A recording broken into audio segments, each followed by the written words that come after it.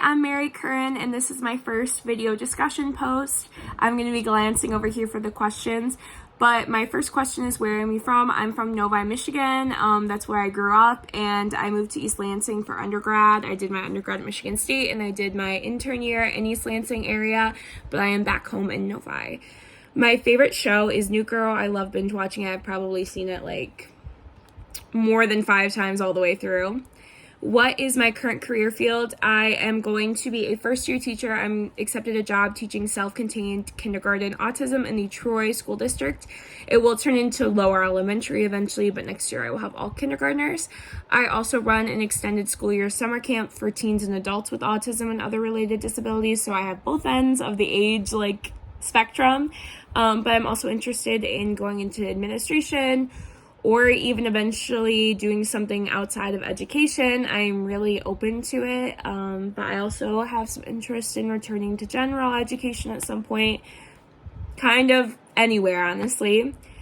What experiences have you had with reluctant readers and writers? I've had a lot thanks to my time at undergrad at Michigan State. Through my intern year as well. I got to do Read to Succeed pre-COVID. I got to take a lot of courses with some amazing professors talking all about literacy and how to improve literacy using data and curriculum that is evidence-based. So, yeah. My favorite self-care practices are spinning and lifting weights. I'm a big into working out. I also love to hang out with friends and family. I like to read. Someone who I draw inspiration from is definitely my mom. My mom is probably one of the people that I draw the most inspiration from. She's just a really hard worker, and she always puts others above herself, so I draw a lot of inspiration to her. I also have been really inspired by former mentor teachers in life. In high school, I had a really great mentor teacher who taught the self-contained program at my high school, who taught me a lot about peer-to-peer, and I still am friends with her today, so I draw a lot of inspiration from her.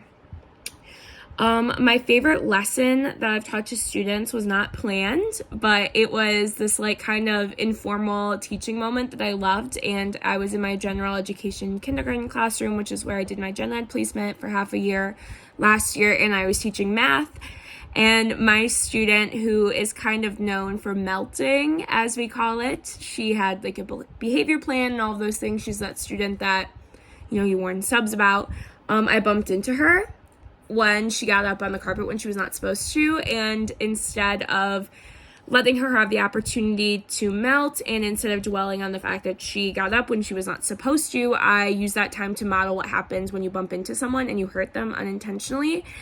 And what I did was, did anyone see that? I just bumped into Charlotte, and that was an accident, and I hurt her. So these are the things that I'm going to do to go through it. I'm going to ask her if she's okay. And she said no. And then I said, oh, did you see that? She said no to everyone, guys. Let's see what I can do next. What I can do next is say, I am so sorry. Is there anything that I can do to make it better? And she actually modeled calming down with me, and it turned into this amazing moment about how when we bump into people, we still say sorry and we check if they're okay and go through the next steps of helping someone. And then my students started doing it after, and it turned into this great lesson. So even though I went out there to teach math, and I think at that point we were still learning numbers, it turned into what to do when you bump into someone in an accident. And it was one of my favorite, most aha teaching moments. So yeah. And then, how do you define equitable teaching thinking, and how might this look in your classroom instruction or daily practices? I take a lot of pride about being really big about, to students, especially when I was in the general education setting, talking about how each person needs different things, and that's okay, and doing a whole Band-Aid lesson, which was another one of my favorite lessons, that if someone's bleeding and I give them a Band-Aid, it doesn't mean everyone needs a Band-Aid right now, and making sure that students know that some people need more and some people need less, and that's okay. And then also I make a really big deal about making sure that all of my students are reflected in the lessons and the curriculum that I teach, so pulling texts and stuff that make the content applicable to them and relevant to them. And then, how does this course fit into your career plans? This course fits into my career plans because it's talking about literacy and it's helping accommodate and differentiate literacy for all different types of learners, which is something that I'm going to have to do. I'm going to have students that are going to have a wide range of needs in the future, and I want to be able to accommodate them and form a love of literacy in all of them. So just taking my knowledge that I have of literacy and taking it one step further. So I'm very excited for this course and all the materials that I'll be reading and all the information that I'll get to share with my peers and my fellow cohorts. So yeah, very excited, and that is a little about me.